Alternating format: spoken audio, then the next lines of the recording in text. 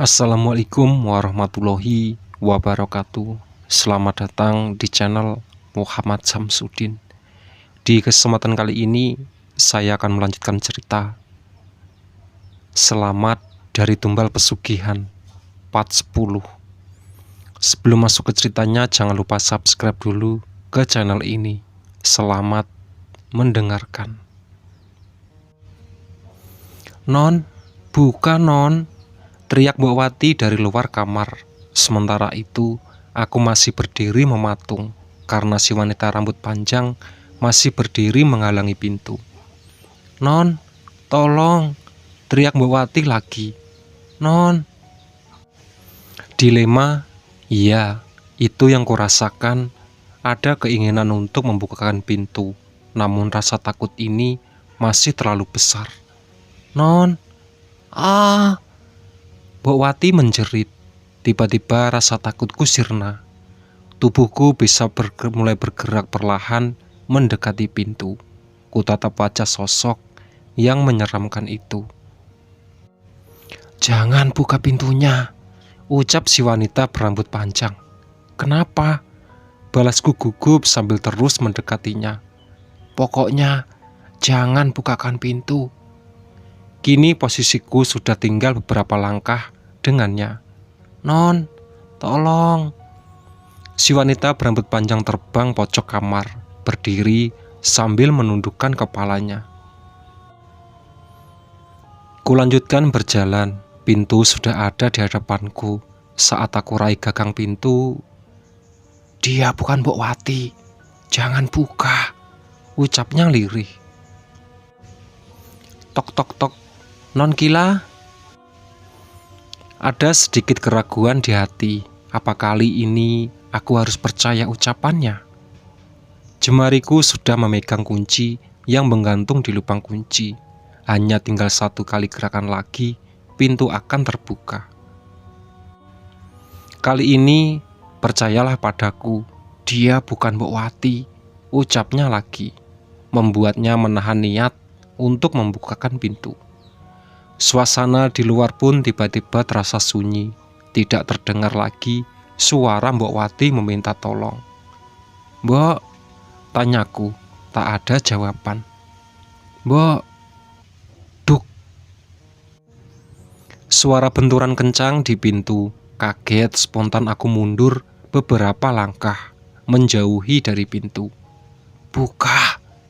Suara Mbok Wati terdengar beda. Duk, duk, duk. Pintu terus digedor. Buka. Semakin lama suaranya semakin berat. Aku terus mundur sampai mendekati tempat tidur. Sedangkan si wanita rambut panjang masih berdiri di pojokan dengan kepala menunduk. Buka. Dasar anak kurang ajar. Aku yakin itu bukan Mbak Wati. Suaranya seperti seorang laki-laki dan berat. Pergi, teriakku sambil melompat ke atas tempat tidur. Sekarang giliran kamu. Sepanjang malam aku bersembunyi di balik selimut. Suara pintu yang digedor terus terdengar bersamaan dengan ancaman demi ancaman yang diucapkan sosok di balik pintu itu. Pukul 5 pagi semuanya kembali tenang. Tak terdengar lagi suara-suara menakutkan dari luar kamar. Aku tetap duduk di atas tempat tidur, menunggu sampai matahari terbit. Ketika sinar matahari pagi mulai menembus celah-celah gorden, aku memberanikan diri untuk bangkit. Berjalan menuju pintu, tubuh ini rasanya lemas sekali. Pintu terbuka sedikit, kuamati situasi di luar kamar, hening. Seperti tidak ada siapa-siapa. Apa Mbok Wati masih tidur? Pikirku. Mbok, kupanggil Mbok Wati dengan suara sekeras-kerasnya. Mbok. Aku melangkah keluar kamar, berjalan ruang tengah, tidak lupa menyalakan televisi dengan volume kencang untuk memecahkan keheningan. Mbok, panggilku seraya berjalan menuju dapur. Masih tidak ada jawaban. Bulu kuduku meremang saat melewati koridor arah dapur. Sampai di dapur, semua peralatan masak masih tersusun rapi di tempatnya. "Mbok," aku berjalan ke arah kamarnya. Pintu kamarnya tertutup rapat. Selama ini Mbok Wati tidak pernah terlambat bangun. Jangan-jangan Mbok Wati benar-benar pergi dari rumah. Tok tok tok. "Mbok." Kuulurkan tangan meraih gagang pintu. Kriet. Pintu terbuka. "Mbok," teriakku saat melihat pemandangan mengerikan di dalam kamar. Di atas tempat tidurnya, Mbok Wati sudah terbujur kaku dengan mata melotot menghadap ke langit-langit. Kamarnya terlihat sangat berantakan. Tubuhku seperti kehilangan energi, kaki pun seperti kehilangan pijakan. Aku terduduk lemas, kepala mulai terasa berat, bruk, jatuh pingsan. "Gila, Gila, bangun sayang, Gila." Samar-samar terdengar seorang memanggilku. Aku membuka mata, merasakan tubuh ini seperti melayang. "Ayah," ucapku lemah. "Kamu gak apa-apa sayang?" "Ayah, Mbok Wati." "Iya, Ayah tahu, kamu harus sabar dan kuat." "Ya," ucap ayah sambil membotong tubuhku menuju kamar. Sesampainya di kamar, ayah langsung membarikan tubuhku di atas kasur, lalu membawaku segelas air dan kembali keluar kamar. Tangisku pecah, menyesal. Seandainya tadi malam membukakan pintu, mungkin nasib Mbok Wati tidak akan seperti itu. Secara tidak langsung, aku memiliki andil dalam kematian Mbok Wati. Terdengar suara ambulan di depan rumah. Kuusap air mata, berusaha tetap tegar, walau meminum segelas air yang tadi ayah bawakan. Setelah agak tenang, aku bangkit dan pergi keluar kamar. Di ruang tengah, ayah sedang berbicara dengan dua orang polisi. Saat melihatku berdiri dari kejauhan, dia langsung menghampiriku. "Sayang, kamu jangan keluar dulu," bisiknya sambil mengantarku kembali ke kamar. "Kamu udah makan?" tanya ayah. Aku menggelengkan kepala. Nanti ayah minta Ahmad beli makanan." Ayah mendudukkanku di atas tempat tidur. "Ayah," ucapku. "Ya sayang." "Apa polisi tahu kenapa Mbok Wati meninggal?" "Belum sayang, semuanya harus lewati uji forensik dulu." "Apa polisi punya perkiraan tentang waktu kematian Mbok Wati?" "Ada kemungkinan Mbok Wati meninggal dari semalam," balas ayah. "Emangnya kapan kamu terakhir ketemu Mbok Wati?" sambungnya. "Terakhir kali Gila ketemu Mbok Wati pas anterin makan siang. Habis itu aku hentikan ucapan. Belum mau bercerita tentang kejadian semalam.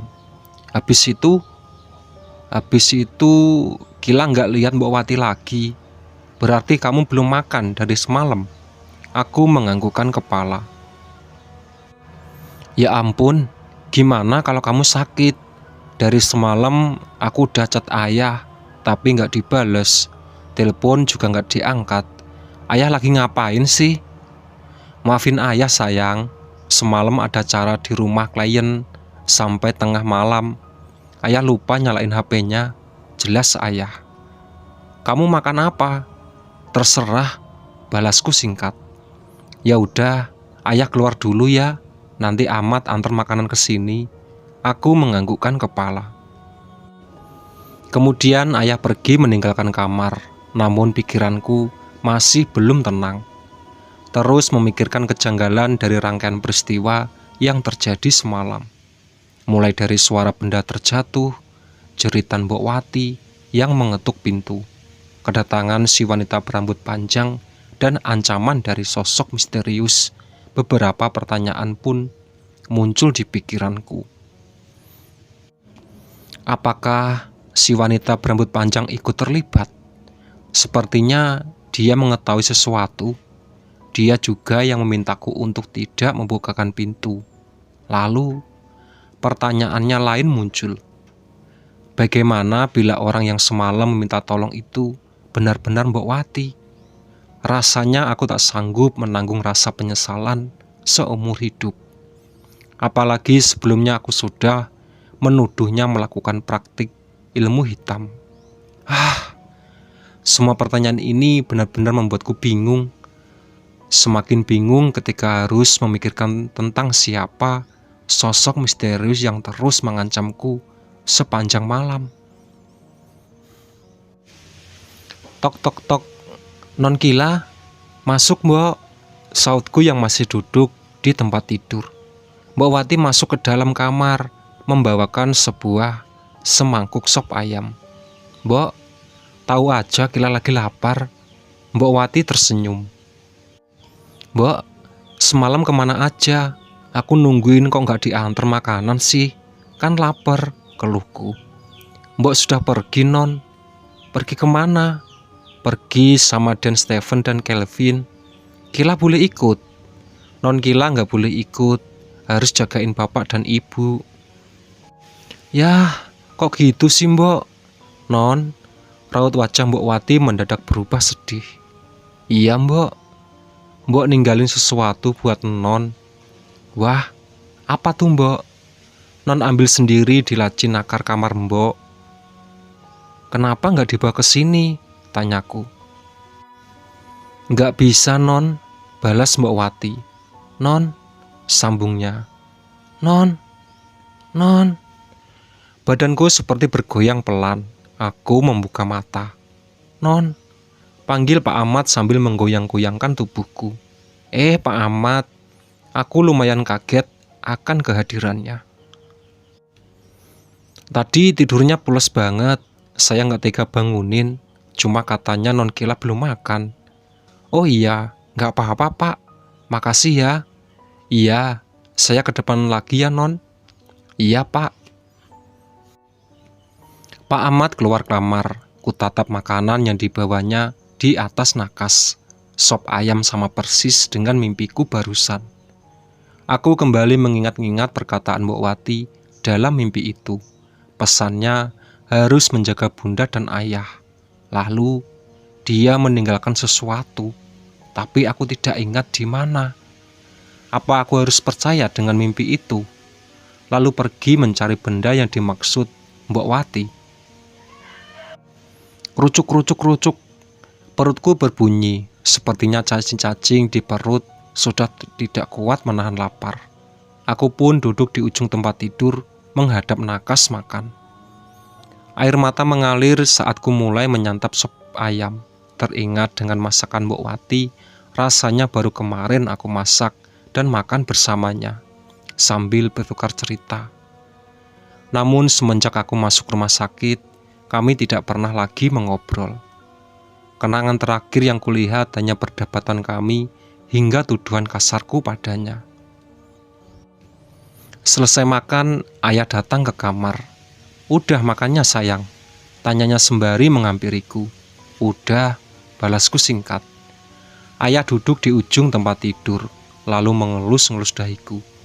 Sayang, mungkin Mbak Wati udah pergi, tapi dia bakal sesuatu selalu menemani kamu kemanapun. Kayak Stephen dan Kelvin. Jadi kamu harus kuat, jangan nangis terus. Pesan ayah sambil mengusap pipiku yang basah. Ayah, apa ayah tidak merasa ada yang aneh dengan rumah ini? Aneh gimana? Selama 2 minggu ini, Kila merasa rumah ini udah beda banget. Yah, banyak kejanggalan, tapi Kila nggak ngerti itu apa, jelasku. Coba ayah pikir deh, 6 bulan ada 3 orang yang meninggal di rumah ini, sambungku. Mungkin itu sudah takdir sayang. Iya, tapi ini terlalu janggal ayah. Sudah, nggak perlu dipikirin. Apa ayah percaya dengan ilmu hitam? Pertanyaanku membuat raut wajahnya berubah kaget. Maksudnya? Kemarin sebelum Mbok Wati meninggal, Dia bilang kalau ada orang jahat yang ingin menghancurkan keluarga kita dengan ilmu hitam. Apa kamu percaya dengan ucapannya? Percaya, soalnya terlalu banyak hal aneh yang Kila alami akhir-akhir ini. Nanti kita omongin lagi. Sekarang ayah mau urus pemulangan jenazah Mbok Wati dulu. Ucap ayah bangkit dari duduknya. Ayah, apa Kila boleh ikut? Tanyaku. Lebih baik kamu istirahat saja. Mukanya udah pucat begitu. Kila takut sendirian di rumah. Jangan takut, ada Ahmad dan beberapa orang di ruang tengah. Kalau mau sesuatu, minta dia aja, balasnya. Ya udah, ayah pergi dulu, sambungnya. Aku menganggukkan pelan. Ayah pun sudah melangkah keluar kamar. Suara sirine ambulan terdengar semakin menjauh.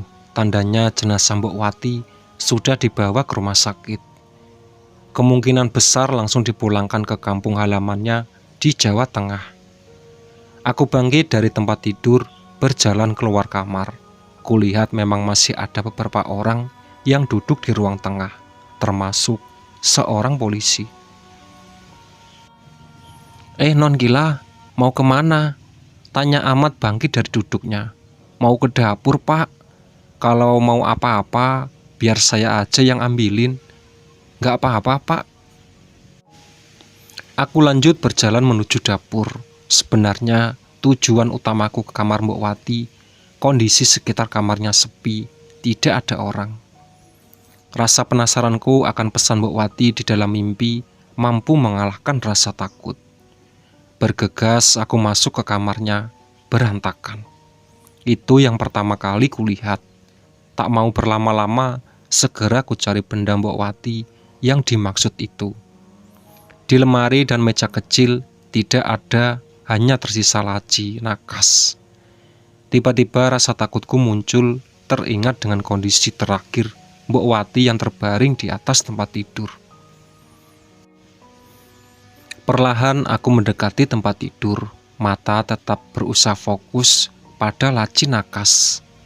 Kubuka laci nakas, ada sepucuk surat sudah tergeletak di sana, bertuliskan untuk Non Kila. Cepat-cepat ku ambil surat itu, lalu pergi meninggalkan kamarnya, kembali ke kamar sambil membawa segelas air.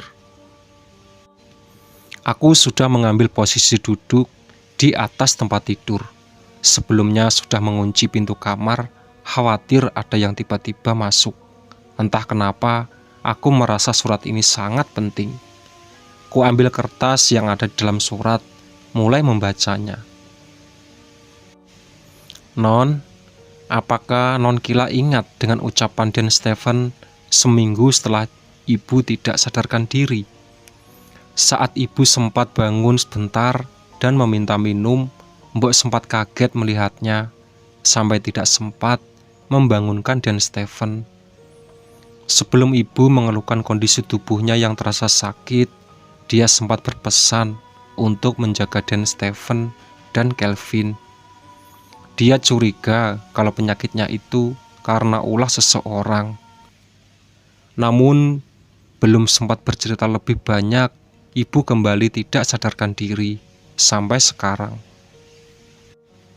Semenjak itu, Mbok Wati berusaha untuk menjaga Stephen dan Kelvin. Sayangnya, Mbok gagal. Kegagalan terbesar adalah saat Den Kelvin harus pergi karena kelalaian Mbok. Sampai detik ini, Mbok sangat menyesalinya. Mbok sangat terkejut ketika melihat Non Kila pulang ke Indonesia. Khawatir akan terjadi sesuatu pada Non Kila nantinya. Firasat Mbok ternyata benar. Orang jahat itu kini mengincar Non Kila. Pesugihan itu yang kerabat Mbok bilang ada seseorang yang ingin menghancurkan keluarga Non Kila, mengorbankan keluarga Non untuk keuntungan pribadi. Awalnya Mbok tidak curiga ini adalah ulah orang terdekat. Namun semakin hari Mbok curiga kepada seseorang, Ahmad. Beberapa kali Mbok mempergokinya di sekitar rumah saat Bapak sedang tidak ada di rumah. Entah apa yang dilakukan. Puncaknya ketika Nonkeila melihat di sekitar kolam renang. Ingat kan? Saat Mbok keluar untuk mengeceknya, dia memang tidak ada.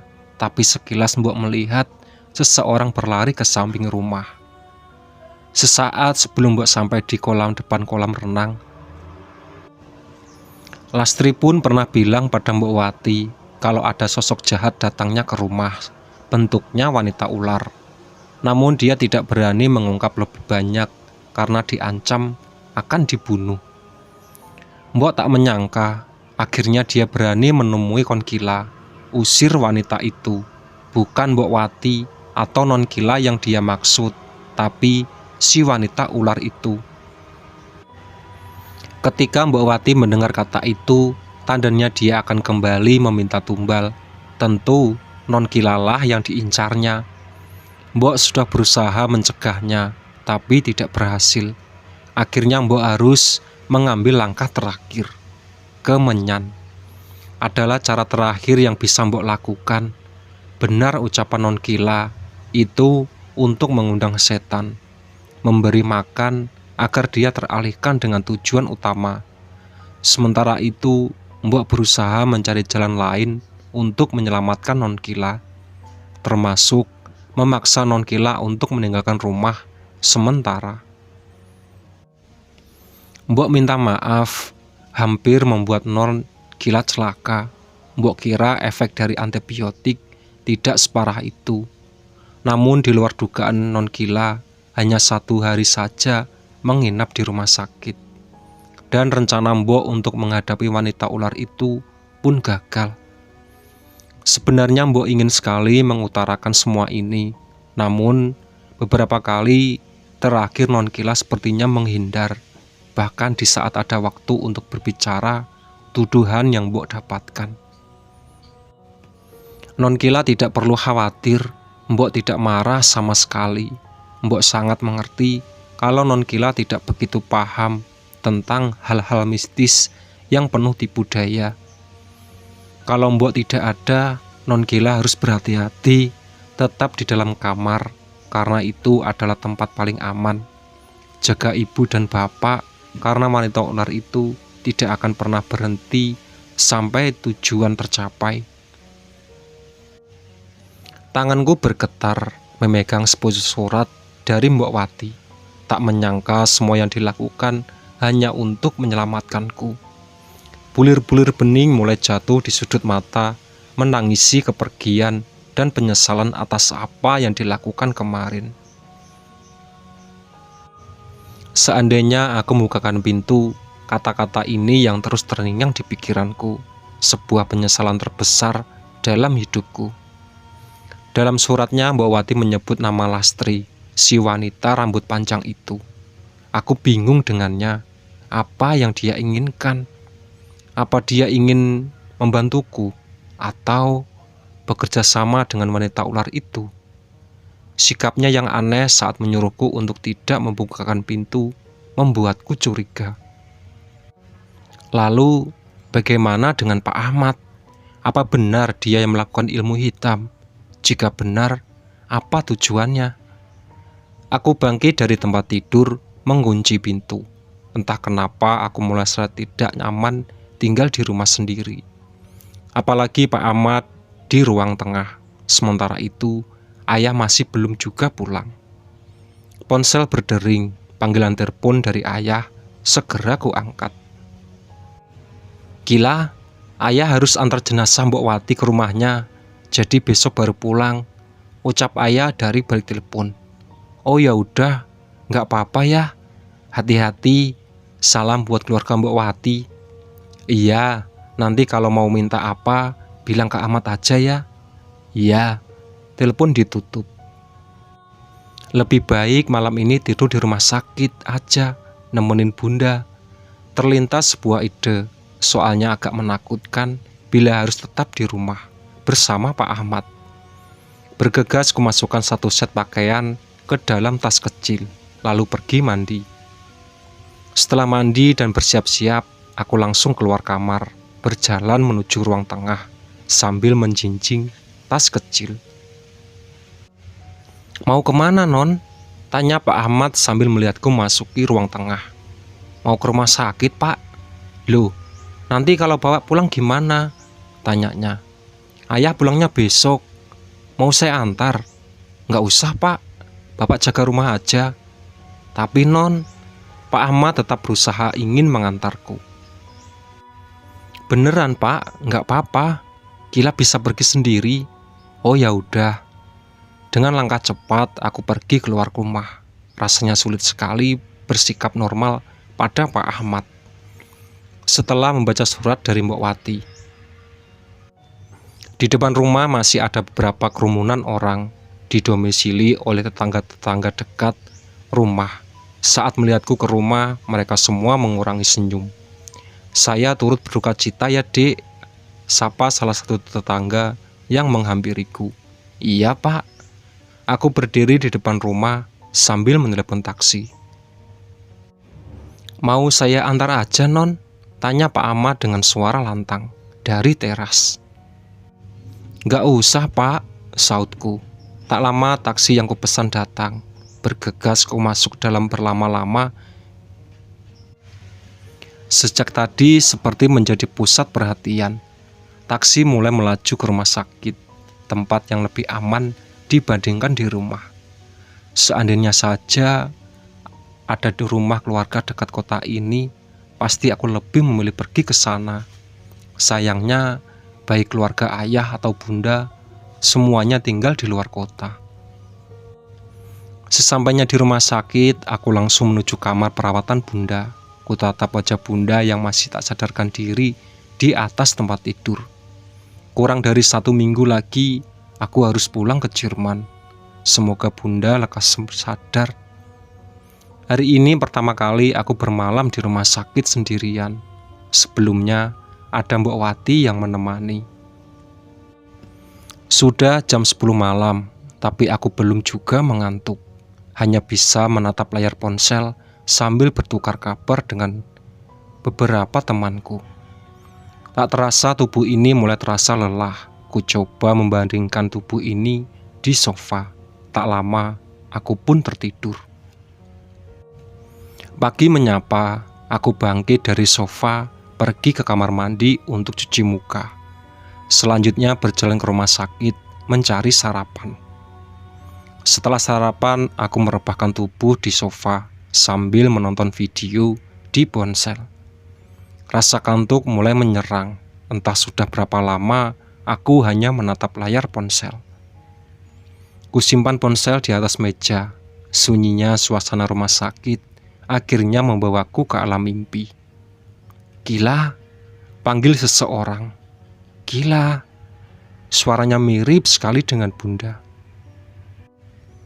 Kesadaranku mulai pulih, namun mataku tetap tertutup.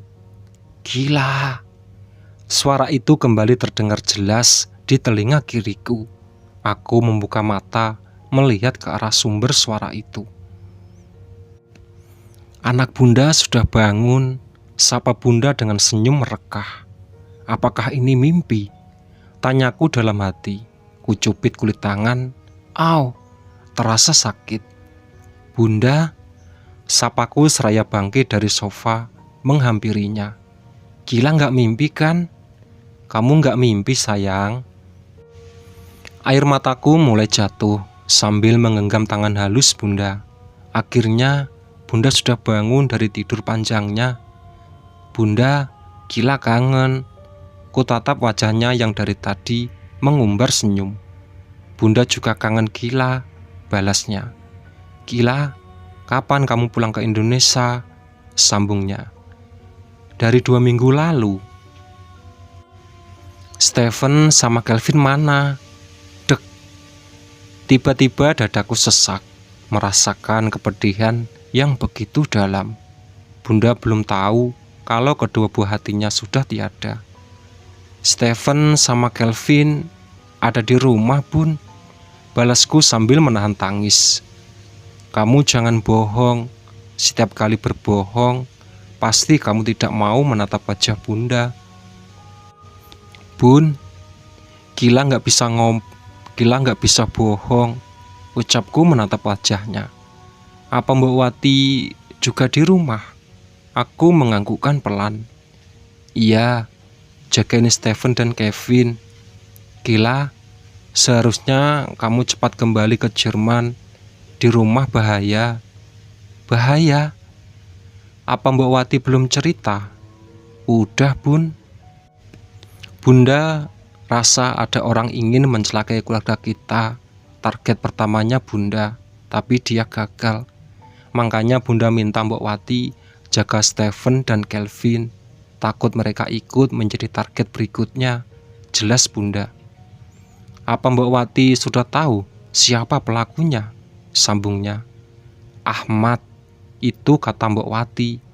Bunda terdiam, seperti memikirkan sesuatu. Ahmad? Bunda rasa bukan. Selama tak sadarkan diri, Bunda melihat gambaran seorang, tapi tidak jelas. Perawakannya sangat Bunda kenal, mirip dengan... Kret! Pintu kamar terbuka, spontan aku menengok ke sana. Ayah? Sapaku. Kamu ngapain tidur di sini?